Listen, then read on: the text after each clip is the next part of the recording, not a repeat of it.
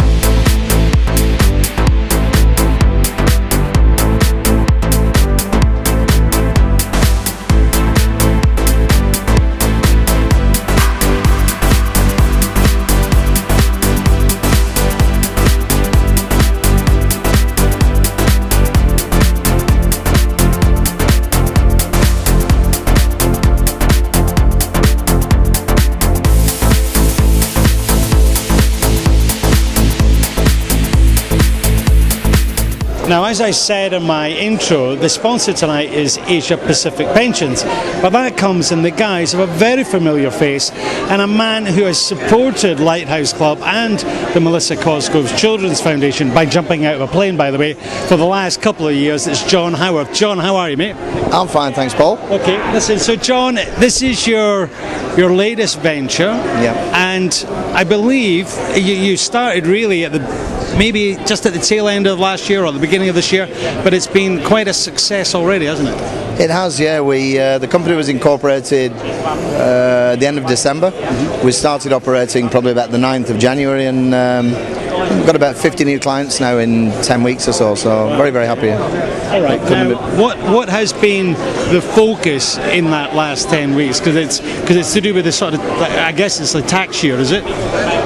Not so much tax year. I mean, you know, we've been focusing on pension transfers, so people with UK pensions moving them overseas. And the state of the UK economy and the state of a lot of the world economies at the moment means that, you know, people's pensions are probably not as safe as they think, and there's probably never been a stronger case now to get your money out, take control of it, give it a bit more freedom, sometimes release a little bit of cash earlier than, you know, instead of waiting until 65, we can give the cash at 55, so it's been a big market and people obviously want to liquidate funds, so that's really been the focus. So that's been the thrust of it. I mean, I think it wouldn't be unfair to use the word crisis, because that's the state of with the pensions, regarding pensions in the UK. I mean, and people they're so worried about the funding of their pension when they do come to retirement age. So that's why you're basically saying it's called what? QROPS is the acronym, right? Yeah, QROPS stands for a qualifying recognised overseas pension schemes. The key words being qualifying and recognised means it qualifies and is recognised by the tax authorities in the UK. So everything is protected from that point of view. The rules change next week, 6th of April, and all that means is that the government are trying to extend the net a little bit longer for expats. They're trying to control the pension effectively, you know, beyond you leaving the UK for probably up to 10 years now. Previously it was 5 years. So there was a big rush really up until this point to take advantage of the current regime, because obviously from April onwards it'll still be a very good time to transfer, but maybe not as good as it was, you know, 2 months ago. But that's it's funny, isn't it? Because that is the case. In terms of investment, you buy at the right time, and that's almost linked to that. Now, I think part of the success in the last 3 months with your company is that you've joined forces, or with the assistance of Northern Thai NT Realty, John Seymour, who's very well known in town. But the work isn't just here in Thailand, is it? No, I mean the company is established here in Thailand, and my office is in Jomtien, as you know.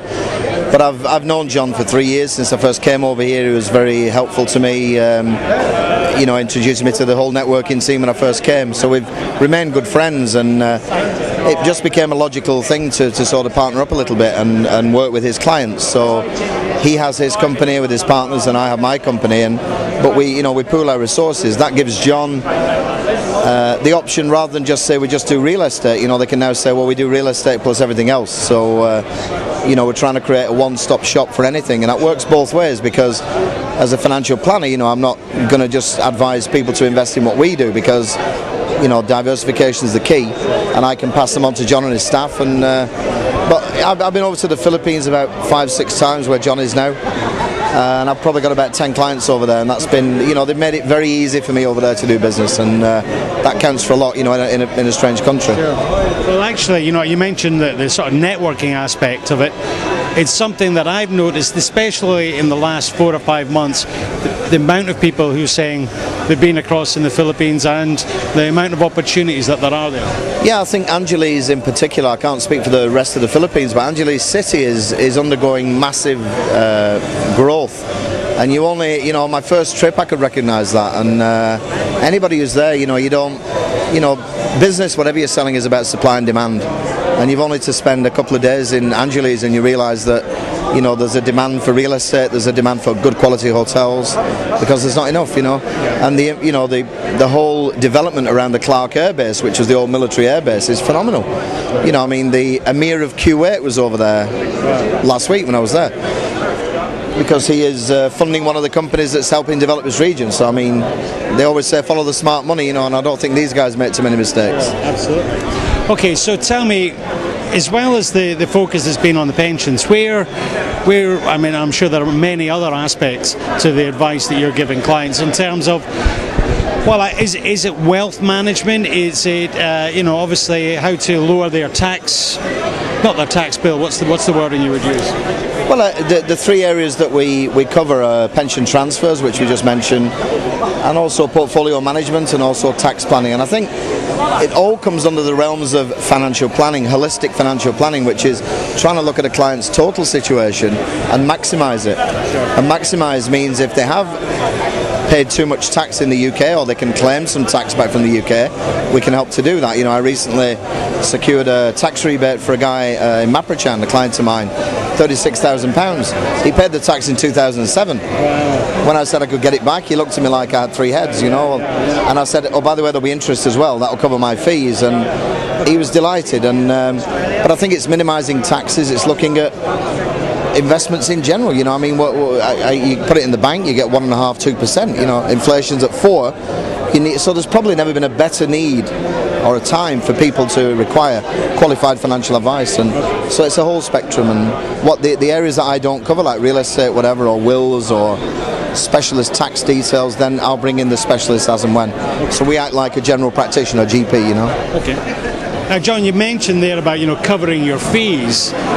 This is something that it's always been part of any investment planning and the way they're doing it. Now, I understand that at the end of this year, they're going to be, if you like, front-loaded. Yep. So when financial advisors or consultants go to see a customer, they're actually got to say to them, well, for me to come and see you, it's almost, you have to pay for that consultation. In your opinion, you're a man with a wealth of experience, and indeed the colleagues that you work with. Do you think this is the good thing? You think this is more of a honest and open policy, or do you think initially people are going to go, oh my God? Well, I left the UK 16 years ago, and the last 3 years before I left, I'd made the transition from commission only to a fee-based advisor. Okay. So the concept of fees and disclosure to clients is certainly not strange to me and my colleague Roland. Okay. Whether it's a good thing or a bad thing, when I first came offshore, people said, well, why don't you start to charge fees for your advice here? And my hourly rate was so high because of what you needed to charge to cover everything, that people would, you know, unless they were really a qualified investor, they wouldn't pay it. So there was never a market for it offshore. After saying that, what I've tried to do with Asia Pacific Pensions, I've been in the business now 25 years, and there are some very expensive products in our portfolio. We don't create the products, you know, we're the intermediary. The products are created by the insurance companies, and they're laden with fees, like the layer cake film, you know.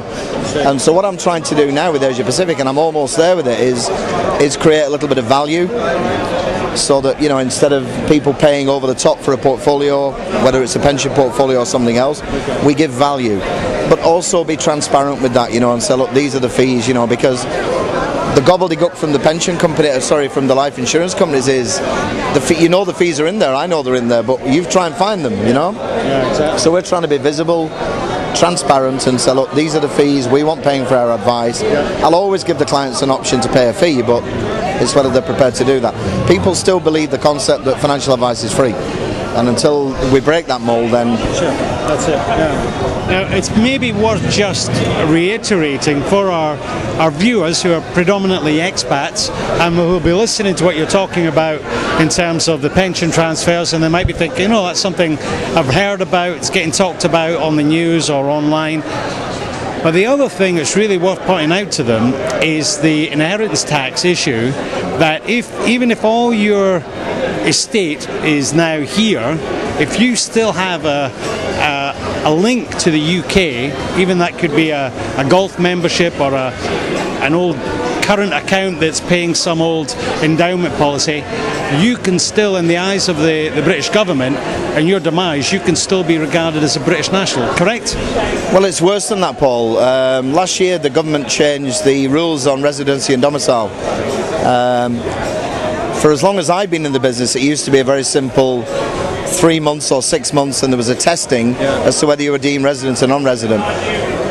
But that's never affected the inheritance tax situation. Inheritance tax is more about domicile, and you don't even need the links you've talked about, or how they now try and link you for residency. Domicile is the relevant factor for inheritance tax, and domicile is determined by the colour of your passport. So people come over here, I've had meetings with people here, and the number of times I've heard, have you got assets, you know, they may be wealthy over here and they've got assets worth maybe 1 or 2 million sterling here, you know, the wealthy guys, and maybe a few properties in England and whatever. And I've said, what about inheritance tax? And they say, no, I've left the UK, I just disappeared, I'm off the radar, I'm bulletproof. You're never bulletproof, as long as you retain a passport. You know, at a point they said, well, how would they ever find me? I said, well, it's a very simple process. If you die, the embassy here have to be notified. The embassy here have to notify the embassy in London. The embassy in London, if we're a bit naive, we would think they're not linked to all the other bodies. They've got to put a notice in the paper, somebody's died. HMRC have a little radar, the same as, you know, if you pay a certain amount into a bank account in England, under 10,000 nobody notices. Over 10, where's this come from? We need to talk to you. So, and you know, suddenly they get a knock over here. Who's doing the probate for this guy's estate? Hi, we're from the Inland Revenue. We believe the estate's worth 2 or 3 million, give us half of that, pay the rest to his wife. And the bulletproof guy, he's not bulletproof anymore, he's gone. So, you know, you need to plan for these things now, and more importantly, be aware of them, you know, because people aren't. But the ties to the UK, transferring your pension again, is a very, you know, writing your will. If you've left your pension in England, and you've retained membership of a golf club, you've even got a contract on a mobile phone number, and you've made your will in England, and the Inland Revenue will look through that, not now, when you've gone and you can't contest it, and they'll say, he never had any intention. The most famous one was Richard Burton. Richard Burton, where he had the Welsh flag on his coffin, right? Yeah. No, he wanted to be buried in Wales. He'd been a tax exile for years, and they said, you never had any intention, you never really left. And they taxed his estate. And you know, inheritance tax is like a dirty tax because you're never there to contest it. You know, so I advise people now, be aware of it and deal with it, you know. Well, as we've been talking, the website and John's contact details for Asia Pacific Pensions have been on the screen. John, let's just move briefly over to the charity side of it.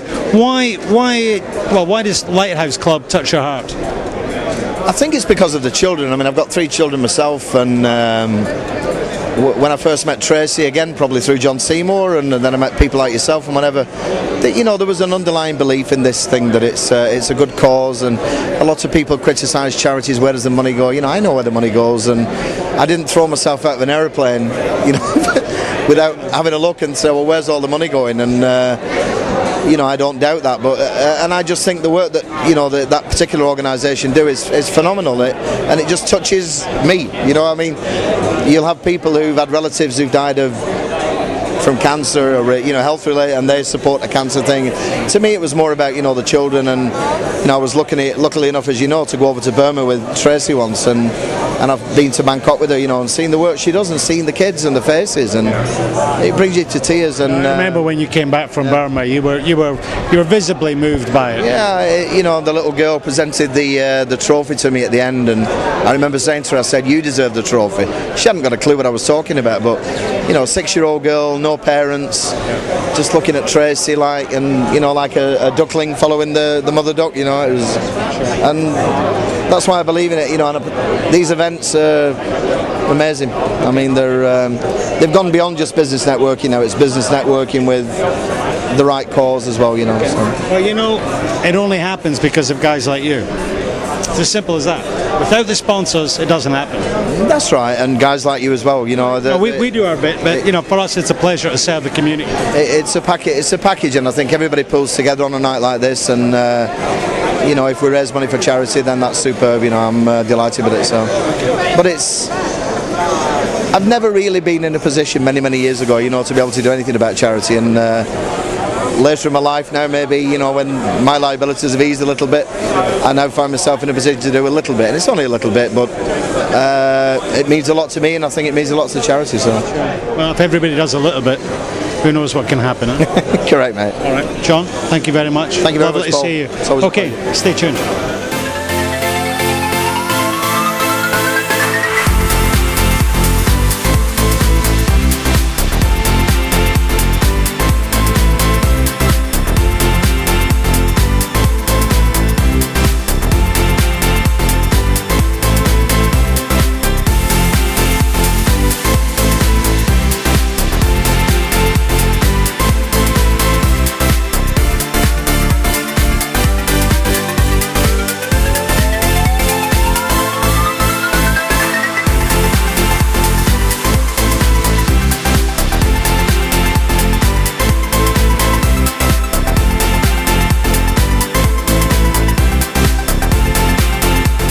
Okay, we're going to sign off. We've had another great night at the monthly networking event for the Lighthouse Club, Paria.